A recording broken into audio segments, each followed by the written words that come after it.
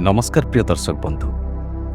गोटाए घर इटा आउ पत्थर द्वारा तैयारी हुए, किंतु गोटाए परिवार संपर्क द्वारा तैयारी हुए।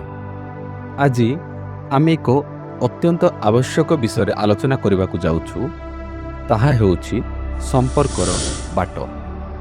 आजिर समय रे घर अछि किंतु घरे शांति नाही, परिवार अछि किंतु परिवार रे एकता नाही, सांग साथी अछंती किंतु विश्वास नाही। एमिति काहेकि हेउछि? संपर्क काहेकि दिनक दिन दुर्बल हेउछि? प्रिय दर्शक बंधु, आज अनेक परिवार रे स्वामी स्त्री मध्य कथबार्ता बंद, बापा माँ और पिला मानक मध्य दूरता, भाई भौणी मध्य झगड़ा, बेले बेले एमिति किछि छोट भूल बुझाबणा ही बड़ संपर्क को भांगी दिए। प्रिय दर्शक बंधु, संपर्क भांगिबार मुख्य तीनटी कारण हेउछि अभिमान, क्रोध एवं अहंकार। बाइबल कहे संपूर्ण नम्रता और दया सहित धैर्य धरी प्रेम रे परस्पर को सहिबा। प्रिय दर्शक बंधु, संपर्कर उत्तम बाट हेउछि नम्रता, धैर्य, प्रेम एवं क्षमा। जीशु आमको क्षमा करथिले, से आम पाप पाई क्रूस उपर जीवन देले। तेबे आमे किए? काहेकि आमे क्षमा दे पारुना हो? प्रिय दर्शक बंधु, अनेक समय रे आमे ठीक थाउछु किंतु आम संपर्क ठीक न थाए। संपर्क को जितिबा आवश्यक नुहे, संपर्क को बंचाइबा हेउछि मुख्य आवश्यक। बेले बेले कौनसी कारणवशतः अन्य मानक सह मनमालिन होइथाए।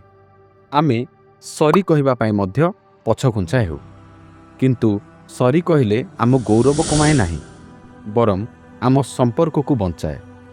तेणु बाइबल कहे परस्पर को सहन कर और क्षमा कर।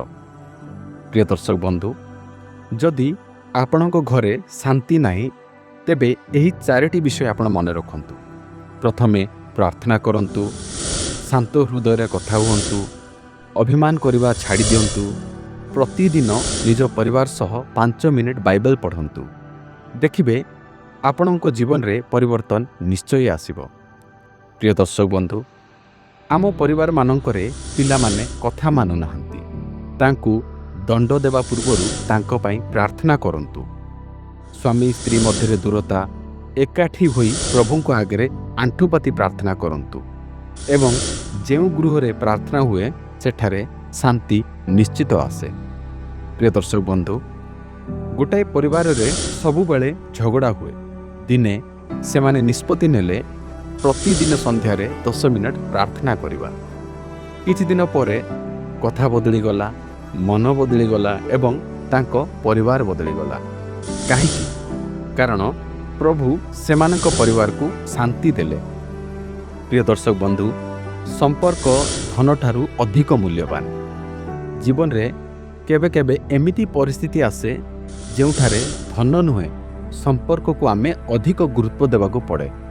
तेणु संपर्क को सुरक्षित रखंतु, कारण यह आम जीवन रो सत्य संपद अटे। लेखा अछि, बंधु सबुबेले प्रेम करे एवं भाई असुविधा समय रे सबुबेले साथी रे थाए।